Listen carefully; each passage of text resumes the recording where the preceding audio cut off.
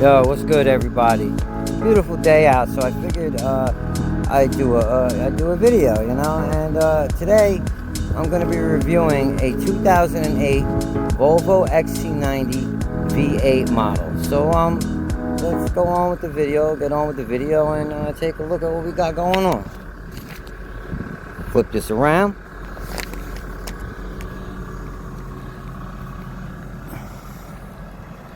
So right here is a black 2008 Volvo XC90 V8 model. It's a beautiful car, you know. It's got like 100-something thousand miles on it, and you know, it's got an iconic motor in it. The V8 444S. It's a 4.4 liter V8 model. It's a transverse mount. It's, you know, built on the P2 platform. XC90. They started the offering of the V8 model in 2005 till 2011. I'll just take a quick walk around.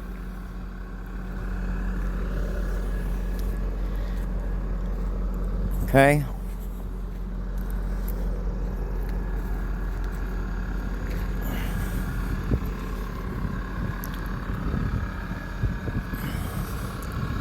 See if we can get a good angle, side profile here. All right.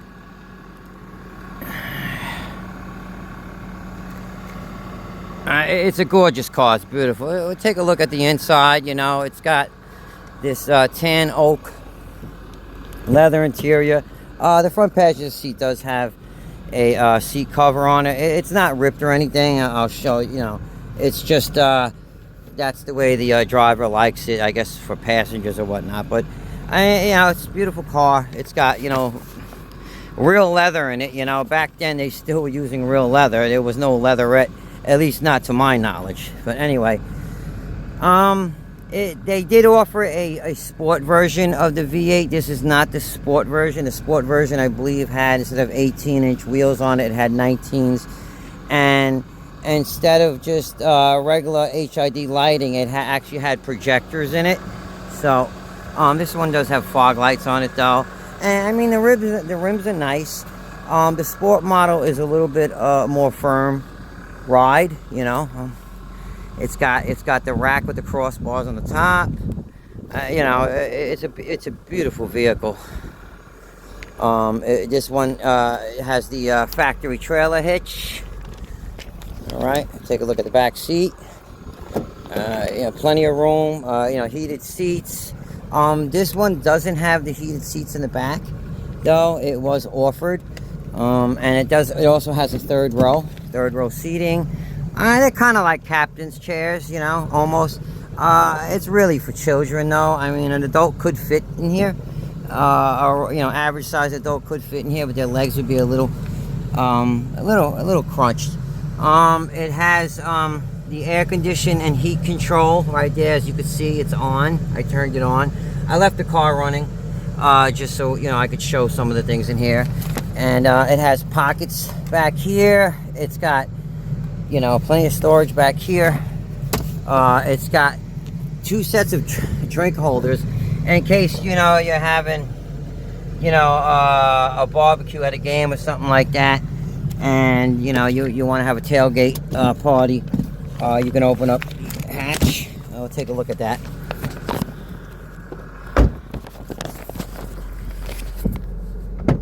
All right. I guess if you wanted to have a tailgate, it does have a power socket back here. 12-volt power socket there. And, you know, you can make use of those cup holders. So, and, you know, there's heat and air conditioning back here, of course. And there is a light. There's a light up here on the ceiling, so that you could use. Has buttons for the passengers. Turn them on and off. Okay. And it's nice, half of the hatch folds down so you could sit on the hatch, actually sit on the hatch. You know, the bottom of the tailgate, not the hatch, duh.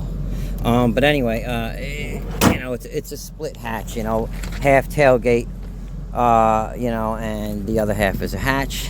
Okay, they didn't have the auto up, auto down yet. It does have rear windshield wiper, of course, and the you know, sprayer nozzles right there. It's got a really cool looking rear windshield wing on it. You know, you got I believe they're 18 by 7.5 rims, and from the factory it came with 235 60/18. This has Continental cross contacts on it. That is the owner's choice.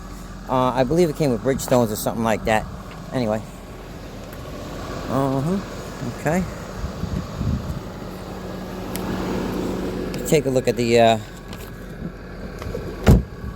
let's take a look at the motor.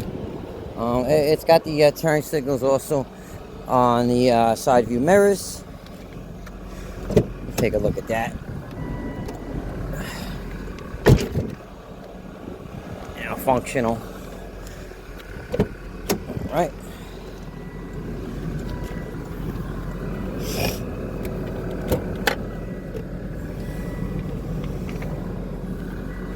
Pop the hood. There it is. There's the 4-point leader. That's the B8 444S. Now it's transverse, obviously. You know, you can tell it's sideways, right? This is the front of the car. These cars normally initially were made for the 2.5 liter turbo 5 cylinders, and then they also put the 3.2 liter 6-cylinder, and they also offered the 2.9 liter twin turbo model, which actually I owned one of those in 04. A twin turbo, came with a 4-speed automatic. It was definitely a torque monster, you know. The motor was it was definitely a torque monster, but they used a 4-speed automatic transmission that was that came from GM, and they couldn't handle the weight and the torque of that motor on those models, so they stopped using them after a while. But you know, initially this engine bay was not made for an 8, so obviously you know, I had to put it in sideways like all the other motors. But I mean, you know, it's sick looking to see, you know, a V8 in here. It's, you know, it's a 4.4 liter. At the time, in 05 when they came out with this, I believe this was the smallest displacement V8 at the time.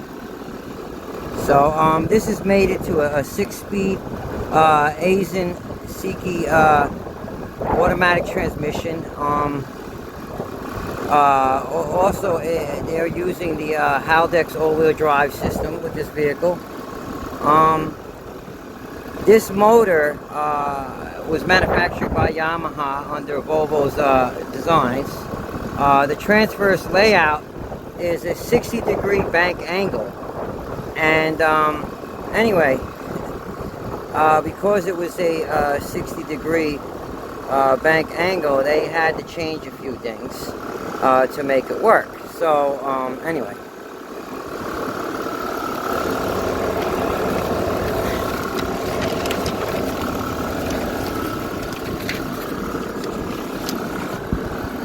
Yeah, the 60-degree bank angle and cross-plane crankshaft, the B8 440S utilized an offset crank journals. So, you know, previously they had the 5 and 6 transverse inline engines in here. So, you know, to retain that 90-degree firing angle with the 60-degree bank angle, they used the cross-plane crankshaft. And like I said, they utilized the offset crank journals. And they did a few other things. They had, to save space, they had to, you know, enable the transverse orientation. The alternator is actually mounted directly to the engine block without brackets. And the exhaust camshafts are linked to the intake camshafts with smaller secondary chains. And the left-hand cylinder bank is offset from its counterpart by half cylinder's width. Excuse me. These tactics are what resulted in the most compact V8, you know, for the time. You know, it's 4.4 4-liter displacement, you know, which it came out in '05. The '05 model had it, and then they eventually put it in the S80. I don't know if it was '06 or '07, but I know they put it in the S80, which was their, you know, which was the biggest car that they sedan that they offered at the time. But you know, it's pretty badass that, you know, that they offered it. Also, the S80 also had that 2.9 liter twin turbo too previously, just like the XC90 had. Anyway, you know, these come from the factory with a strut tower brace. It's not actually mounted to the strut towers per se. They have brackets, if you can see right here. That's obviously right here is the shock tower, and it's not actually mounted to the shock tower, but they have plates welded to the side of the shock tower, and it's got bushings in here, so you know it's got a little bit of cushion, and then it's also mounted to this this firewall like a pitch mount right here, you know, or a torque mount. I believe Volvo calls it a torque mount. Subaru probably calls it a pitch mount. But obviously the motor's going to rock back and forth. But they utilize this, and this is actually this torque mount is attached to the strut tower brace. There's a bracket right here that's welded from the factory, obviously, and as you can see, I mean, for a heavy vehicle like this thing handles very well. It's solid, and it has new suspension. You know, it was recently updated, replaced with an entire brand new strut assemblies, front and back, I believe. So anyway, this is a fairly clean example. I mean, you can see it's got a little bit of dust on here, but it's very clean. Nothing, you know, broken. The paint is beautiful. The car was cleaned, you know, recently was washed and whatnot. You know, it's a beautiful vehicle, as you can see. Okay. I listen to that. Listen to how, you know, beautiful that sounds. It's very clean, well insulated. You know, firewalls, got heat shields and insulation, and you can't hear it on the inside of the cabin. All right, let's close the hood.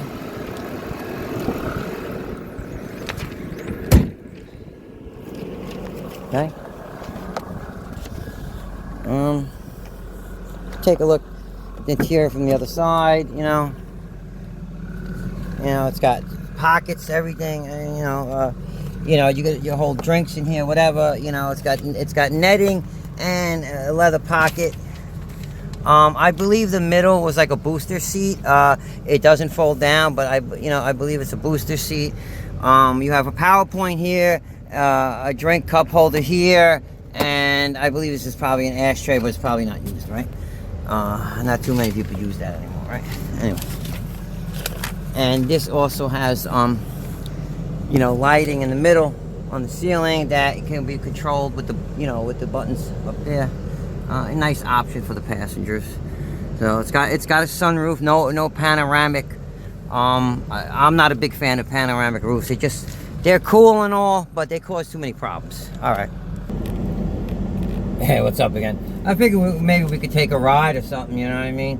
It's such a beautiful day out, man. How could you not want to drive?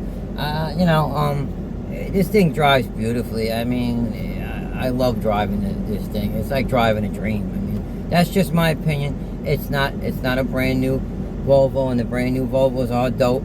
But this generation, which is the first generation, obviously are not so obvious. But these vehicles are beautiful. I'm a big advocate of Volvo, or a big enthusiast, whatever you want to call it. I was into Volvo hard body for a long time. I had a few V70 chassis. I had an 850. I had quite a few XC90s, XC90. I had like 3 V70 XCs. They're great vehicles, and I love the all-wheel drive. But they're just a pleasure to drive, all of them. But take a ride around, see what's up.